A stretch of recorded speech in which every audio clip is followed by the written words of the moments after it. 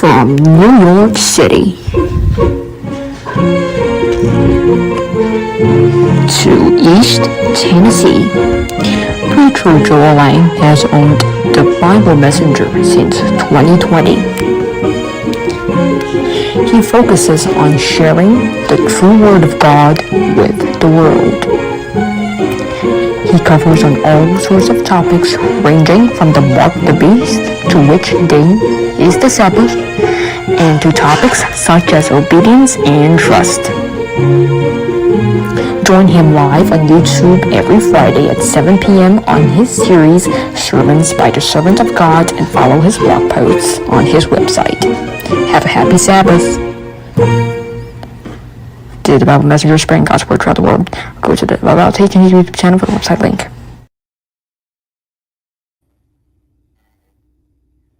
Hello everybody. How are you?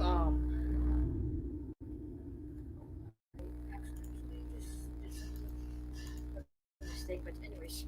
So I wanna welcome you to another sermon here, and let me just get my computer charged, as I really don't like running out of battery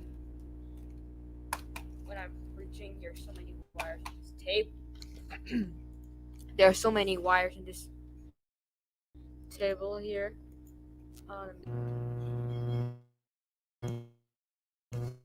Okay.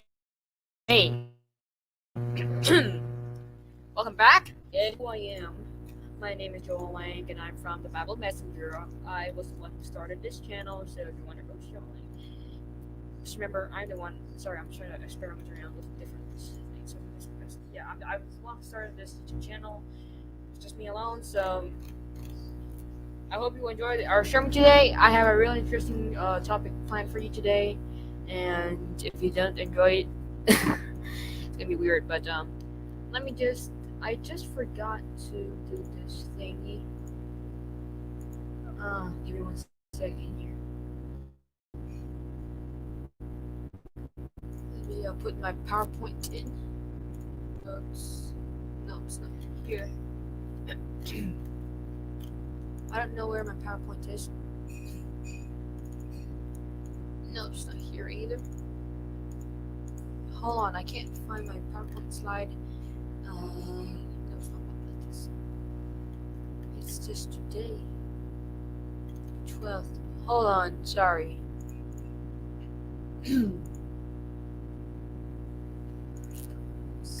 No. Let me just save a copy. I'm gonna save it to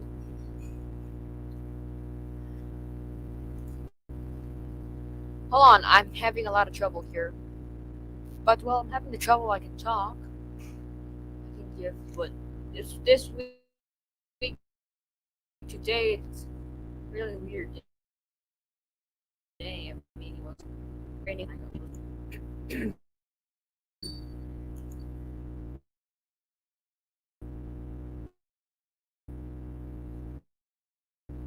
Oh, give me 1 second. I just do it.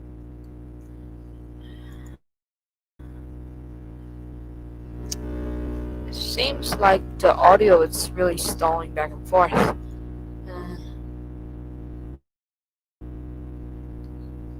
Okay, home, notes. Hey, documents. Okay.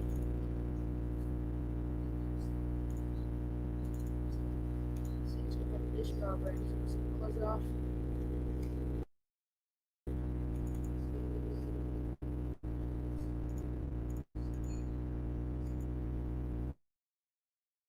Nah, that won't work. Sorry.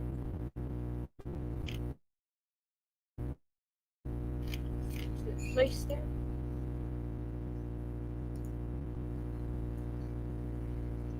Alright, that's just we'll try to get to that later, because that's our sermon for today. Our sermon today is talking about our tongues, the powerful tongue. Now, I can imagine what life would be like with it. Most of us do have tongues, but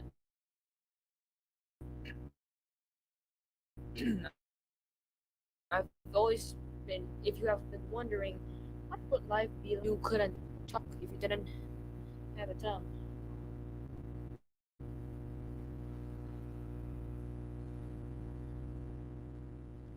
Yeah. So let's just get into this. Before we start, I like to say a word of prayer, and I also put up the slide.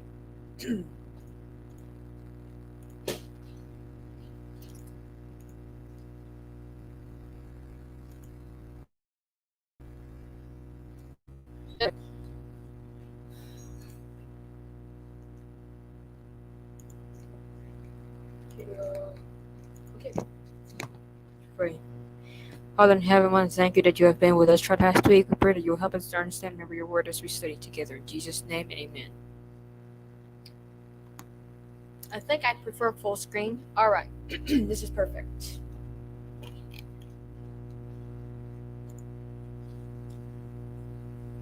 Alright, today's sermon is about the powerful tongue. This is getting really annoying, but I don't know how it switched to this account. Sorry, you got my other. But I'm gonna have to switch to the other account again. Alright, from beginning, I'm gonna disable subtitles because subtitles don't make full screen like this. The powerful tongue. How can something be so small enough to fit in our mouths, but be so powerful? How can that be? There must be something in our tongue that makes it so powerful. But I want to start with a story before entering into the sermon. This story, probably I don't think many of you have heard about this before. It's a story about this couple, this husband and wife. They were young. They just got married, and then they were hoping that they would live happily forever, peacefully, without any more arguments, without any fights. Guess what? They didn't. So it wasn't long after their marriage. I can't tell you how long. I don't know. Okay, by the way, before we get more into the story, I don't know where the story is from, but it is from Adventist site. It's called Temkit. I remember reading it a while ago, and I was like, "Oh, this is a very good one that I can use for this sermon," because I was thinking about this sermon for a very long time, and so I don't know where it came from, but it was probably by Eric Hare. I'm not sure, but I can't tell you exactly where. So it wasn't long before the couple were fighting, arguing, quarreling, and pulling each other's hair.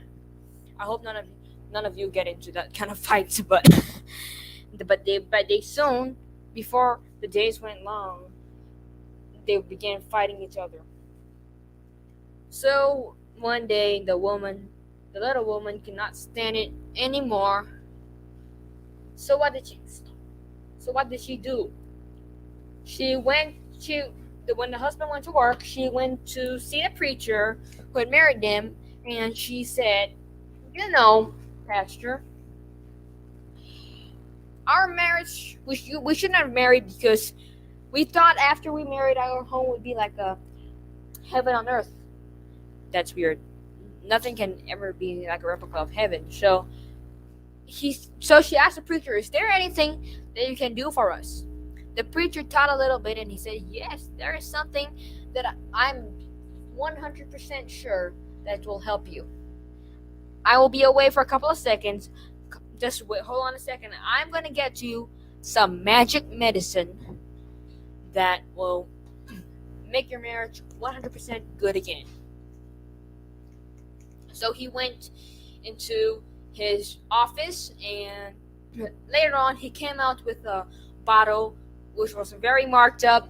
This is from the internet, so I couldn't find a marked up one, so I just put magic medicine on it, but it's not marked up. So this is the magic medicine, and he said, "Okay, this is the magic medicine. I want to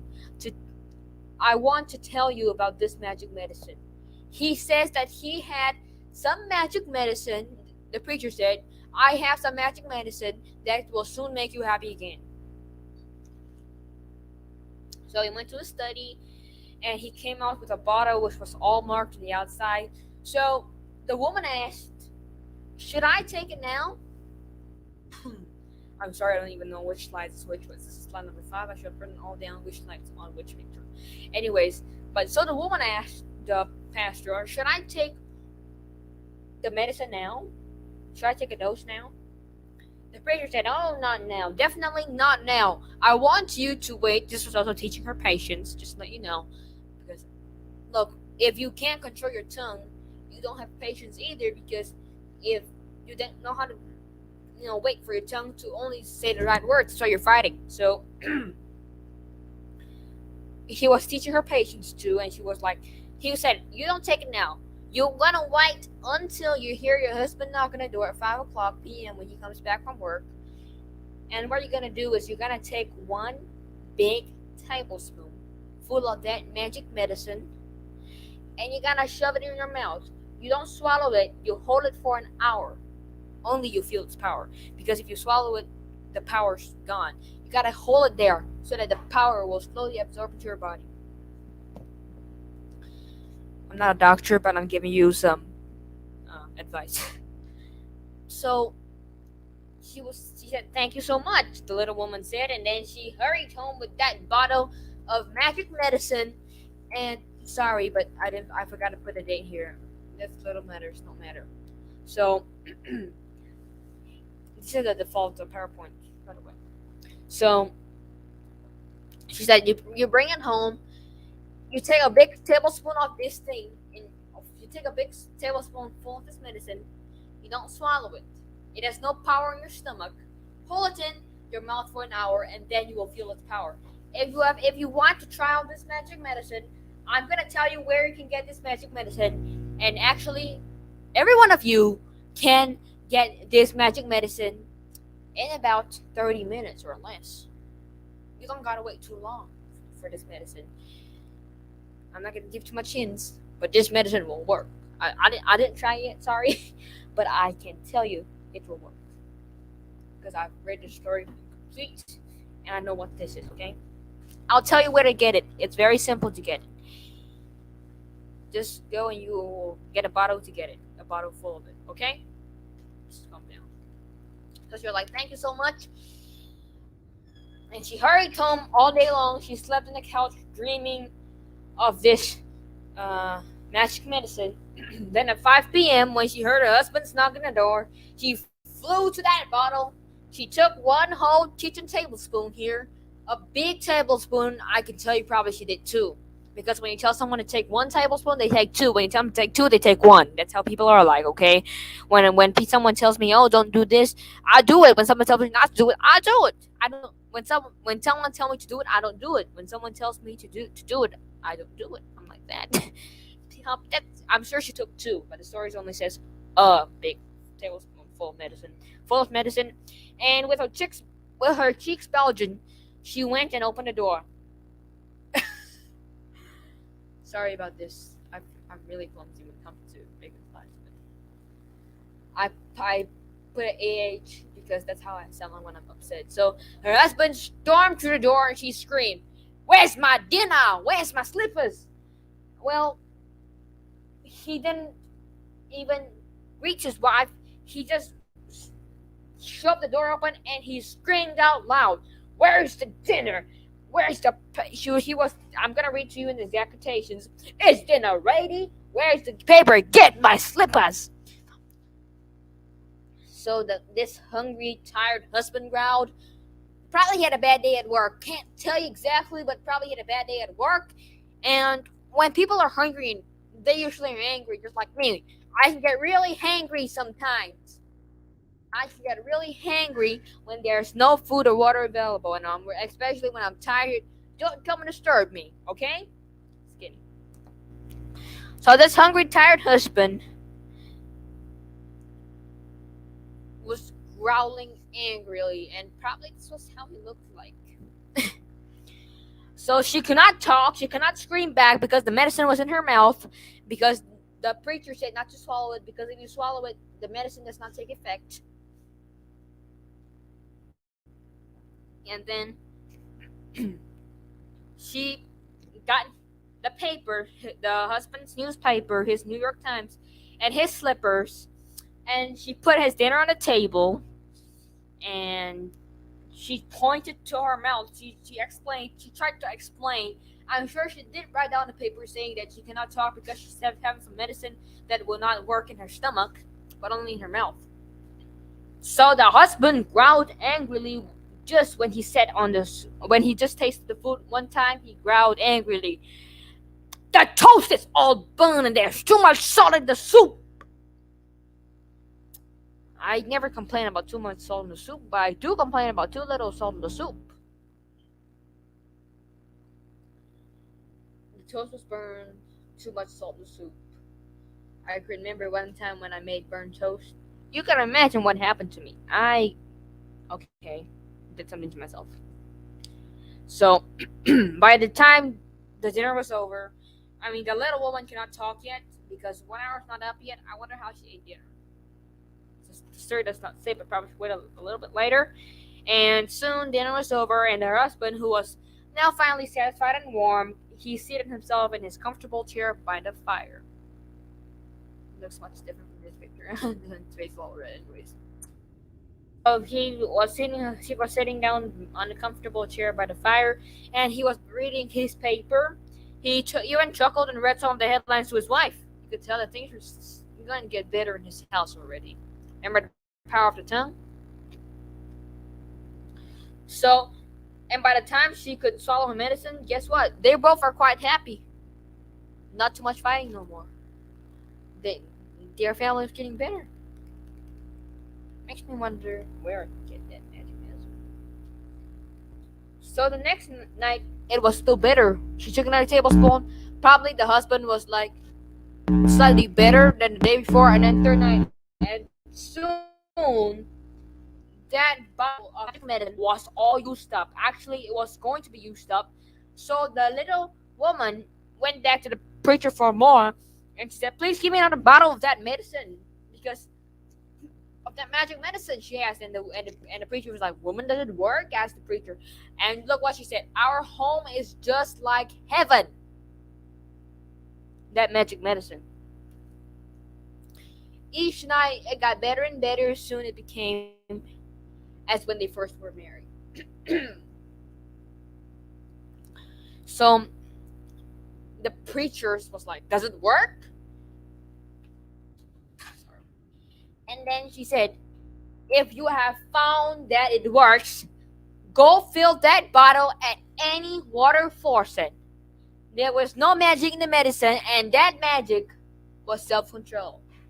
I told you can get this magic medicine anywhere you want. Go to the sink, fill up a bottle of water. Don't any bottle of water will work. It's not because he used glass bottle that was bought in Dubai. It's not that. He used any regular glass bottle because anything will work. Okay, just get to any faucet, fill it up with water, put it in your mouth, 1 tablespoon for 60 minutes, 1 hour, whatever you want to call it. It should be better by then. Let's just hold it. So why? There was no magic. It was self-control. You might think that self-control is only related to food, but self-control is also with helping us to keep our mouths closed. And because with our mouths closed, we can't get into too much trouble. So that's why this magic medicine will work. Just fill up your mouth with water. You can just go to the fountain and fill your mouth with water. Don't even put it in a bottle. But fill up with the water for 1 hour. You will see the difference if you do that every day. Now we're going to get to some spiritual gold. We're going to get some Bible verses right now. So now we're going to go to the book of Proverbs chapter 18 verses 21. Written by King Solomon. I did a sermon on King Solomon and his wisdom before. So you can want to go and look that out in one of our older sermons. It says here, death and life are in the power of the ears. No, it says of the tongue. It's because when we talk too much, we can get ourselves in trouble. So life and death are in the power of the tongue, and those who love it will eat its fruit. When we don't know how to control our mouth, that's when everything happens. Death and life are in the power of the tongue. That's why it's always important for us to remember to keep our tongues self-control. Remember, Proverbs 18:21. Okay, Proverbs 21:23 is out, which will be our next verse. Says, "Whoever guards his mouth and his tongue keeps his soul from troubles." If you want to avoid trouble, just keep your mouth closed. If something is going wrong, don't say much. Remember that everything is in the power of the tongue. If you want good things to happen, shh. If you want bad things to happen, start talking. I'm not saying don't answer anything. Only when necessary, talk. When it's not necessary, don't talk about anyone. Don't talk about anything. Psst, unless it's necessary. Understand me? Guard your mouth. A gatekeeper should be there. Famous quote. I couldn't find out it was by who, but the tongue has no bones, but is strong enough to break a heart. So be careful with your words. Our tongues can do great effect on people. It can build up a person. It can tear down a person. Always choose to say something. I'm not asking you to do like flattering other people, but don't say things bad about others, especially in front of them. Actually, behind them, don't either, because God knows it. What God knows is better than what they know. So don't say anything about other people because the tongue has no bones, but it is strong enough to break a heart. It's a very famous quote. I don't know it's written by who, but it surely is a good quote. Loose lips sink ships. Why is this true? If that's because if you give the captain of a ship the wrong direction, he might go somewhere that is wrong. Let's say if you know that the Mississippi River, there are a lot of I don't know what you call it, but there are a lot of shore. There's a lot of rocky shores there. If you simply go and tell the captain, "Oh, here you're gonna make a right and there," and you don't even know the directions, he's gonna run into that shore. Loose lips sink ships. And here's another. I'm gonna give you one more story before we close.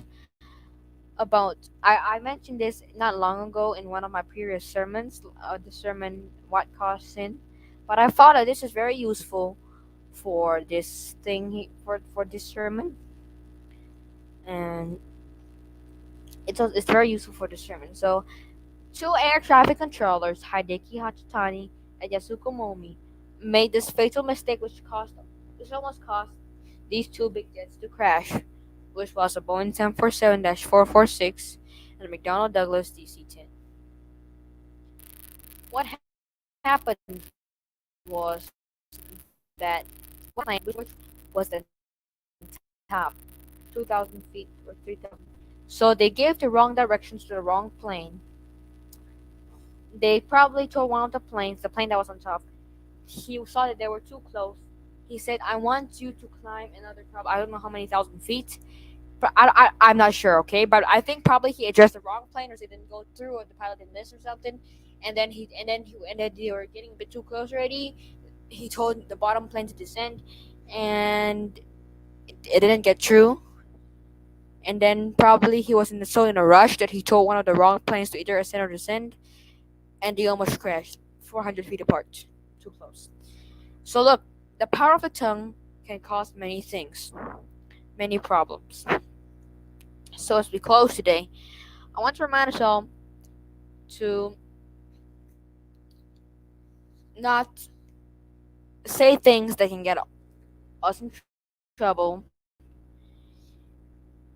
to know how to talk when necessary and not to talk when unnecessary. So just remember, if you want to stay safe, have self-control over your tongue. Everyone says that. The coach says that, and even King Solomon also says that. King Solomon's a very wise king, and he's smart. But I mean, not all the things he did was good, but he was the wisest king. And if he said that we should know how to control our tongues, I wonder how much we need to control our tongues. I don't need it anymore. Alright, everyone. So thank you for watching this video. I hope you enjoyed the sermon. 25 minutes long, but I mean we're kind of late already. I actually have a lot of things I wanted to add in, but I just couldn't think of it at this time because it's already 8:11 and I don't have time to do it, because if I did, it's going to be a 10-hour sermon because I can talk. Yes, anyways, guys, thank you so much for watching. I hope you enjoyed it, and I'll see you again next time. Thank you, everyone, and God bless. Thank you for watching this video. Don't forget to subscribe, click the bell icon, and hit the like button. Thank you, and God bless you. See you again next time.